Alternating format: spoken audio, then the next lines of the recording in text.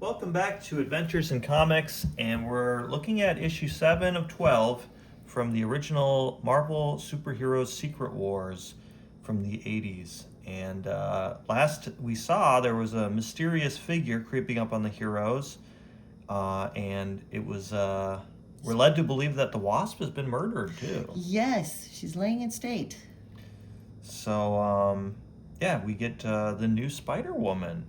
It kind of looked like it might be a more familiar character because it was in silhouette, I think, last panel. Yes. But it's actually entirely new character.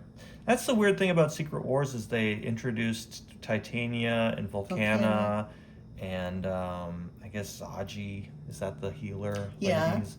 I feel like a big crossover. Do you need to invent new characters? At least, maybe side characters, but they're like, mingling with the main cast. It's Right, like you got and enough this people in this version thing. of Spider-Woman is not the version that I remember.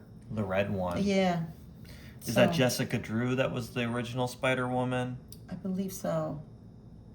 Yeah, my sister was totally into her, so she got all the Spider-Woman. We have a couple, we few, have- but Yeah, probably 10 or so of them. Let's go into panel mode. So, a girl. a girl. Johnny brings her to the main group. I'm Spider-Woman. So nonchalant. I like how Hulk, you could tell he's leaped from like half a mile away. I know. I like how abstracted some of the figures are in these small panels. Yeah. And for some reason, look Mr. at him. Fantastic's all flesh-colored. Thor's very triangular. But his hair is blowing in the breeze. So like, you're not the Spider-Woman we knew. And their explanation is, well, if the battle world is made up of all these pieces of different planets, one of them was a suburb in Denver. Right. Yeah, and they do follow through with that. So she must have been hanging out in Denver. And she can pick up boulders. They're like, well, how are you helpful? I'm strong. And Spider-Man's like, man, she might be stronger than me. I got a sewer.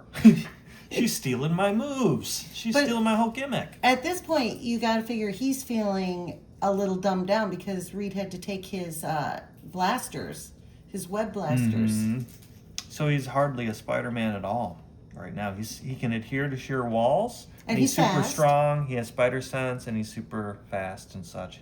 I guess the spider sense and the reflexes. He's fast, he's agile. So he really has quite a few abilities. He's just lost one of them. Yeah. But it's a big ability. Are you really a spider if you have no web? Yes. Do jumping spiders have webs? They're the cutest of the spiders. Yeah, and then there's some that don't make like a web like Charlotte's web, like the trapdoor spider. It uses web, but it makes like a messy web. Yeah, it's like they fall through it or something. Yeah. He seems to think it's important. That's the point. It's part of his part of his identity. So, Captain America's like, it's a little dangerous out there, and she's just ready to be a superhero immediately. Yeah. I wonder if she's watched though, but like when they talk about the places bases, they've been have looked like a suburb of Denver. Do you remember that one issue, like 1 or 2 ago, Captain Marvel turns into energy and like flies all around Battleworld, and like some of it's like shooting volcanoes and some of it's like a barren landscape. None of it looked like a suburb. Maybe that's just what that suburb of Denver looks like. But it seems like they just like added that in. I'm like, oh, I guess Captain Marvel didn't, think it was worth mentioning that she saw part of Denver. But then the last time when they were talking about where the Heroes base was and the Magneto's base was hundreds of miles away from each other. So she could have been, seen some of the explosions and then slowly made her way to base. Oh, we get the tank that's holding the Wasp's corpse. She's dressed in villain colors, purple and green. But yeah, this is horrible. They're like, hey, we killed this person. Catch! They throw her dead body. Like, this is a weird series because there's hardly any blood in this. There's a little hint of blood later on that I remember with She-Hulk. But like, apparently Wasp has been shot, and earlier Molecule Man got slashed by Wolverine, and there wasn't really blood there that I can remember. But also, it's still grim, even though they don't make it gory. They're throwing corpses at each other. Right? It's kind of like in the Iliad, where they're all like taking possession of people's corpses, or like parading them around, or dragging them behind a chariot to shame the other side of the the other army. Yeah. It's probably what they got the inspiration from. So they're like, she looks like she's been shot, and the way she landed, it didn't look good. And Zaji is brought in to help, but there's not much she can do. Nope, she looks disappointed. And the bond between She-Hulk and the Wasp.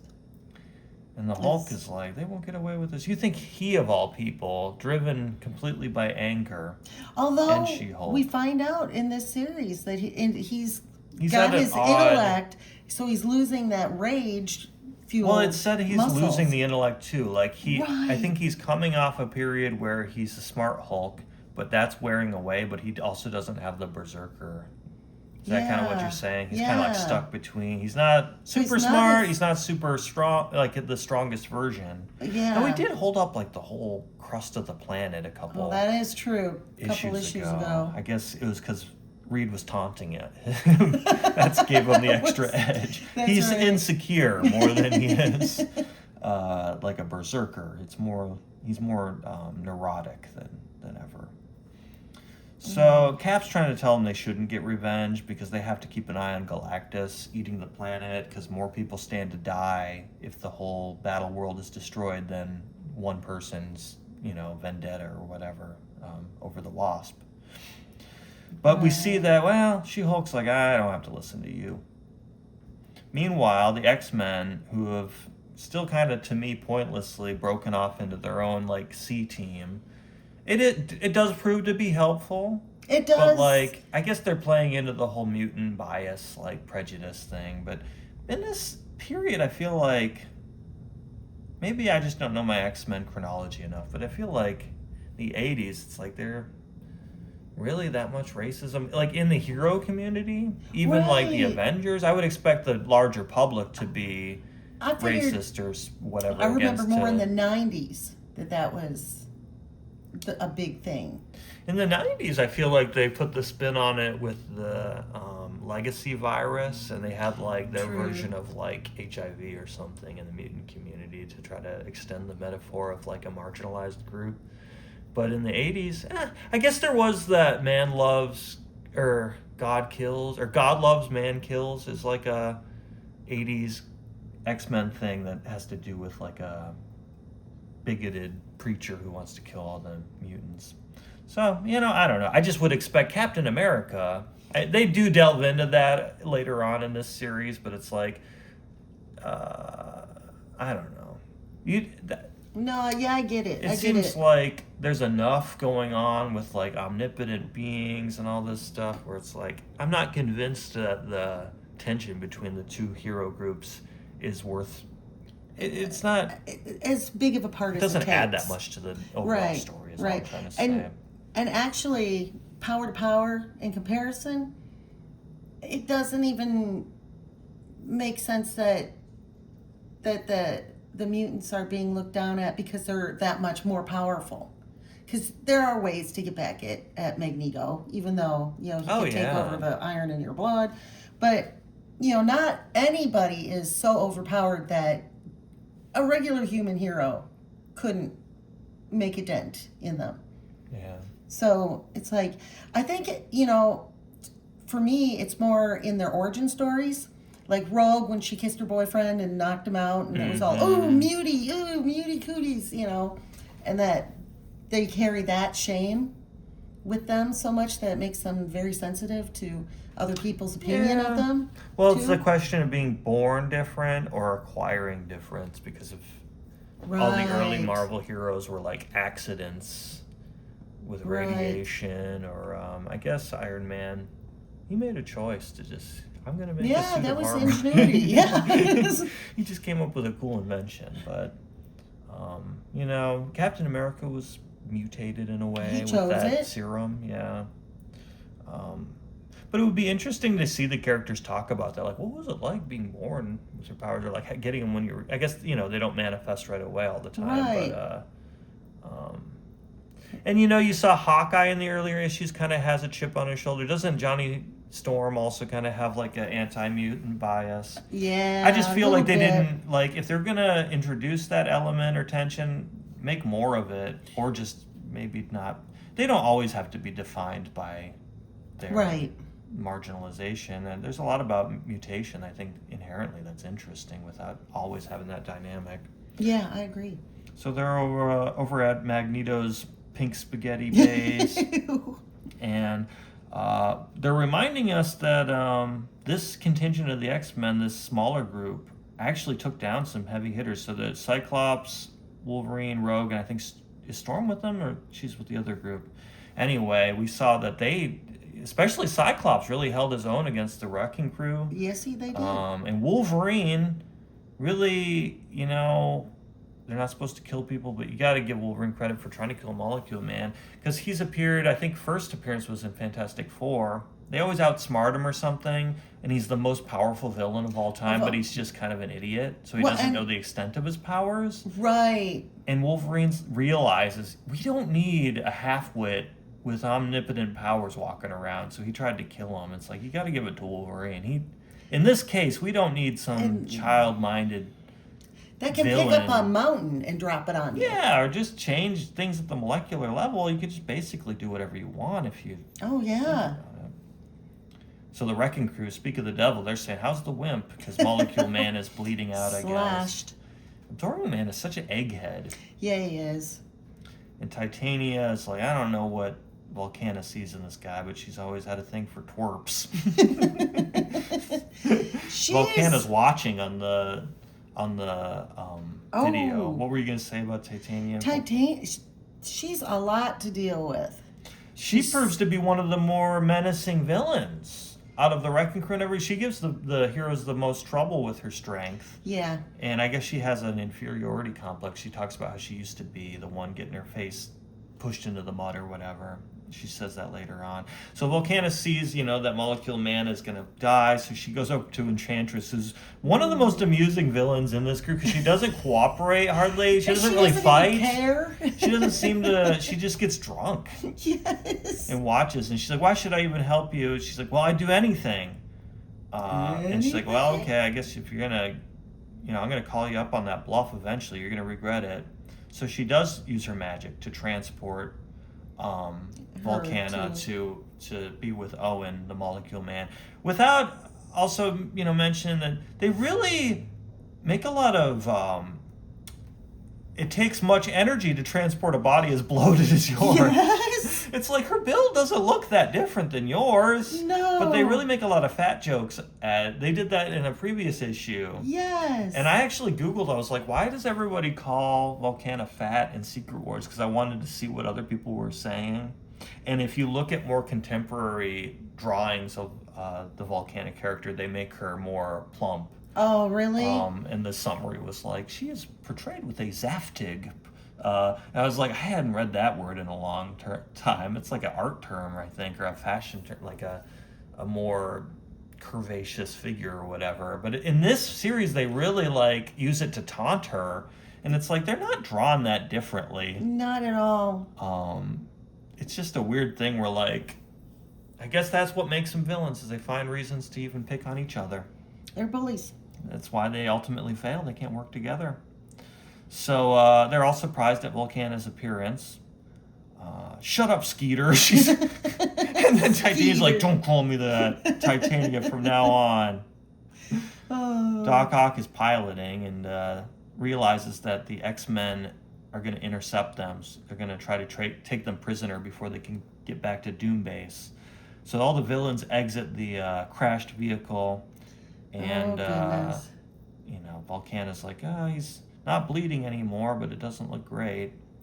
So Octopus is bloodthirsty. Look at those triangles on his face. Although in this series, I'm realizing his just who he is and what he brings to the table, and I'm not as impressed. I know. I have more in my recent memory of Spider-Man 2 with the movie, the Tobey Maguire, Sam Raimi one with what's his face. It portrays a very sympathetic Doc Ock. Yeah. Alfred Molina. That's who it is. In this one, he's a little more sociopathic in this depiction. And Volcana, of course, wants revenge on Wolverine for the one with the cutting her man claws. open. Yeah. They have a hard time with Titania. Rogue just flies headfirst into her fist for some reason. Kurt is like, I get you with the rock.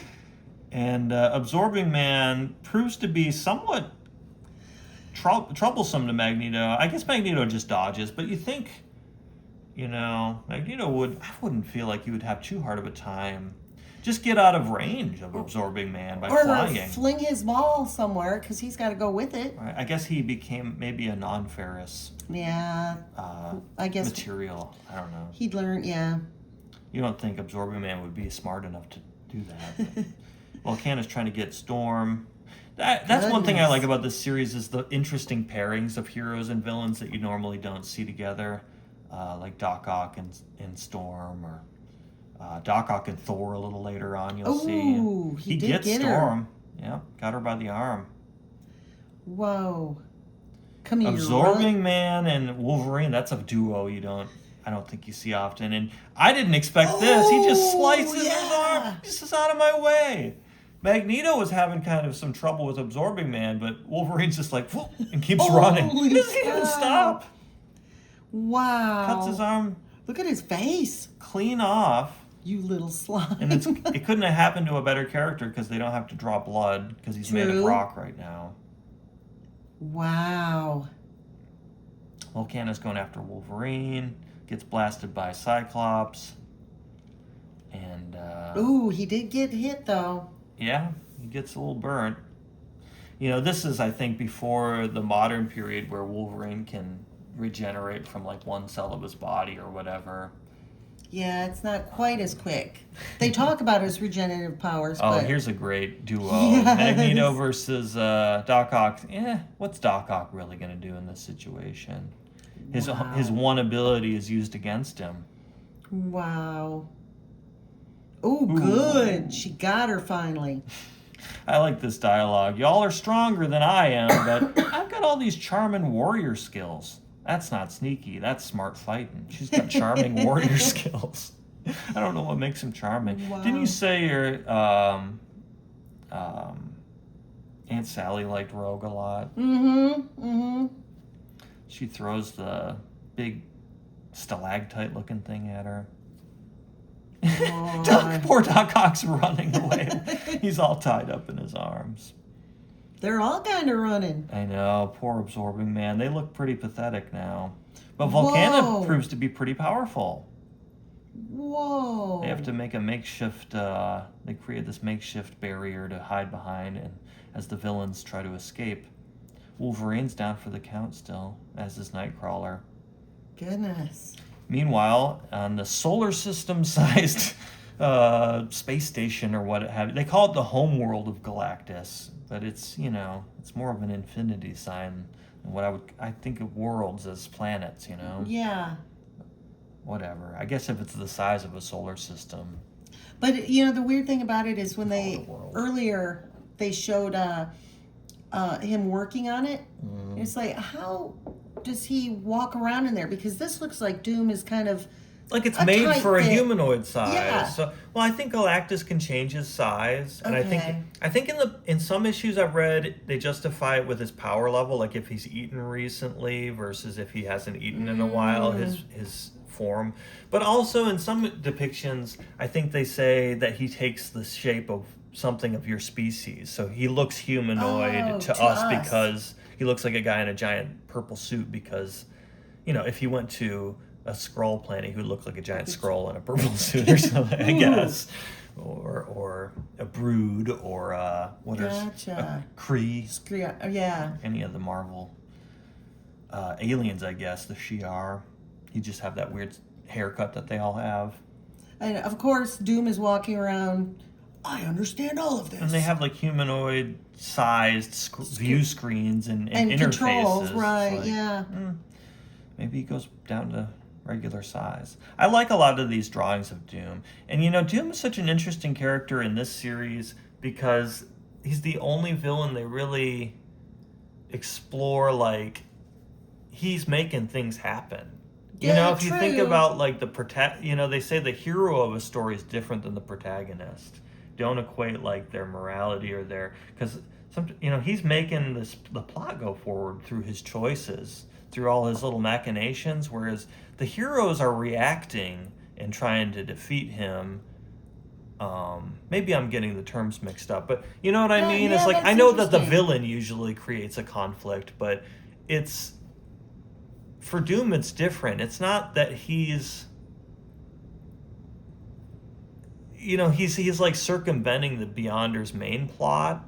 So, like, it's more like the Beyonder takes the role as this faceless villain, or, he created this world and this conflict and enticed them all to kill each other. And Doom's like, well, I'm going to go outside the system and create my own rules rather than, what I mean? It's a weird, that's what makes him so interesting. And all the other villains show deference to him. They're all like, well, don't mess with Doom. Because they thought Ultron was going to be, remember when Ultron tried to square up to Galactus and got totally wrecked? And they're like, well, Doom can put Ultron on a leash. And he was the strongest of us to the point where he went up against Galactus. I don't know. There's a weird logic to it, I think. No, you've got a good point. But it's just funny that he has, like, a kind of romantic yearning for, like, power and knowledge, and, like, he's like this, he's like Faust or whatever, he's not selling his soul, but he's like, he'd do anything to Galactus or the Beyonder's power. Oh, and this is the great part, is Galactus is so concentrated on harvesting Battleworld that just for a moment he realizes, something's not quite right on my home world, and he reaches out telepathically and seizes the one element in his home that's not quite right and like, expels it. Is that a tick? Ooh! He is not gentle. I love that. This is what I mean by Doom not being a villain, but a tragic figure too, is the way that he looks when they find him, how pathetic he looks. They don't, I guess they did that a little bit with the shock of Absorbing Man looking at his arm, but there's something about Doom, like, staggering out of the sizzling ruins that's like, you're not supposed to find him threatening necessarily. It's interesting with Doom how they make him, in a way, so comic booky. I mean, I know he's in a comic book. He's like cartoonish. But he's so cartoonish, and yet he's so human, too. At the same time, they do a good job of it's weird that a character with the name Doom. And who talks about himself and his Doom. Victor Doom. You don't have to say the Vaughn. We keep it casual. Vic Doom. But they give him a lot of depth, yeah. I mean, Otto Octavius is a pretty goofy name, too. I like this moment where Volcana's like, can't you do anything for him? Aren't you a doctor? He's like, I'm a nuclear physicist, ma'am. Goodness. They're like, well, Ultron says he can use the healing machines, but only if he gets direct orders from Doom. She's like, Doom would want us to use them, right? And he's like, nope, it has to come from Doom. He's the worst. Enchantress is like, I could heal him for a price. It's like, well, I already have your promise that you do anything. How about somebody else? Right. Titania, you want to? She knows better, though.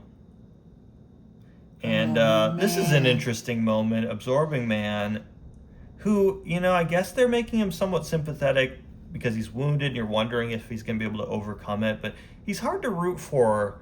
He's different than Doom. You see Doom fail and then try to succeed, and you can't help but kind of wonder, like, oh, maybe he should succeed. I don't feel that way with Absorbing Man. No. But he's like, am I going to bleed out if I go back to human form? Oof. So he just tries to push his stone arm into place and then turn back, and it works. It is apparently quite painful.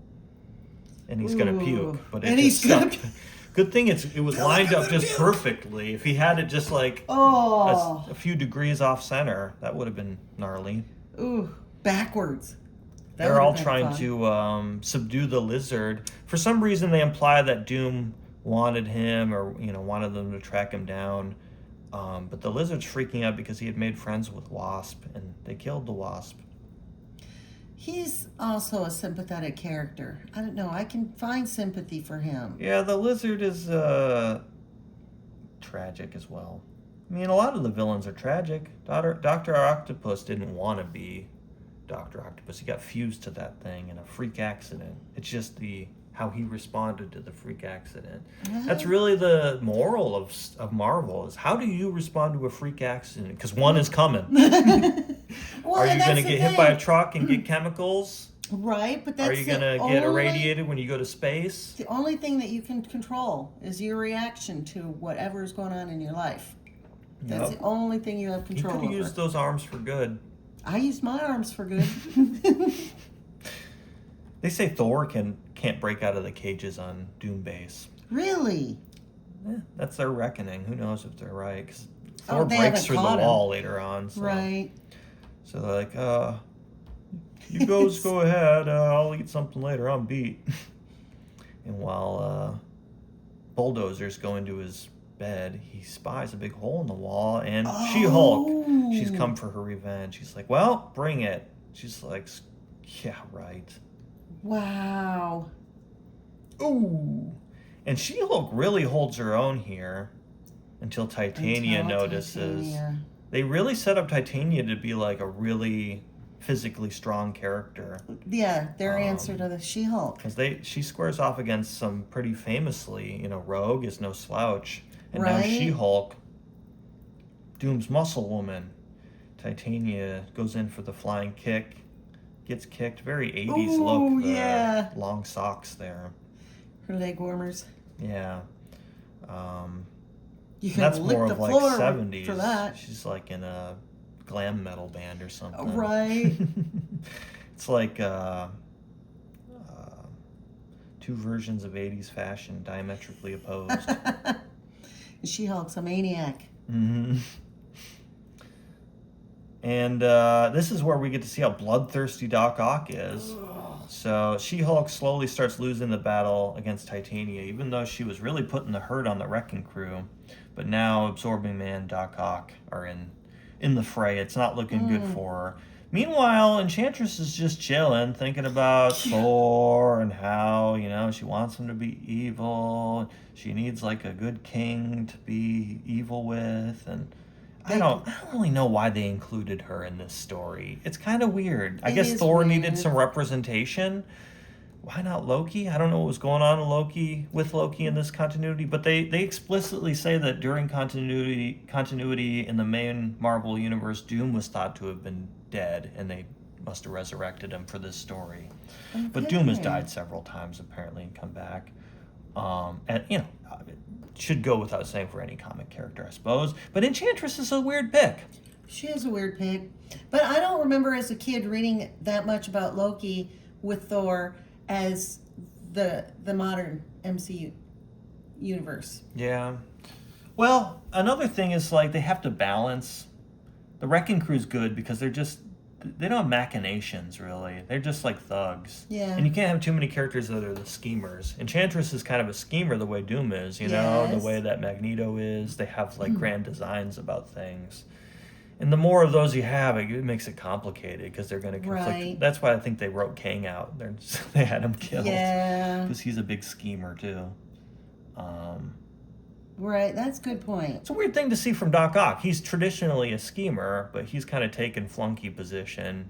He got kind of alpha dogged by Dr. Doom. Oh, heck yeah. So anyway, they're like, are you all right? And this is what I mean. It's like you can't help but kind of root for him. When you see him in this kind of condition, meanwhile, they're just mercilessly beating She-Hulk. Crowbar to the face. Wrecking ball. Look this, at that. You know what this reminded me of? Kill Bill. Remember when the assassination squad's all standing over the bride's broken body? Yes. I wonder, they took some inspiration. I would, Quentin Tarantino has got to be a comic book fan. Wow. But that's a great perspective. Menacing. Jeez. Doc Ock, killer. I know. What a He has his PhD. He's supposed to Yeah. be more of a cultivated guy. He's bloodthirsty. Anyway, Captain America is the default leader of the main group, so he's He's kind of wondering, thinking. like, what is Galactus doing when he gets news of She-Hulk's departure. Yeah, she's disappeared. Oh boy. Hawkeye wants to go find her, but they have a conflict because Cap's like, well, we can't really lose any manpower. Like, if Galactus starts going off, we need everybody on deck to fight him, and that but might not Hulk's be like, enough. That's family. Right. That goes beyond, our group. That's my family. And normally Hulk would probably just leave and go do it, but he's like, well, can we put it to a vote? Because he's a weird milquetoast Hulk right now. He's neither super smart nor super angry and strong, just kind of a mediocre Hulk. The two that should be the big Goliaths in this battle are both weakened on this world. Ben keeps changing back and forth. But Cap's like, no, we can't vote. I don't believe in democracy. I'm Captain America. Oligarchy, baby.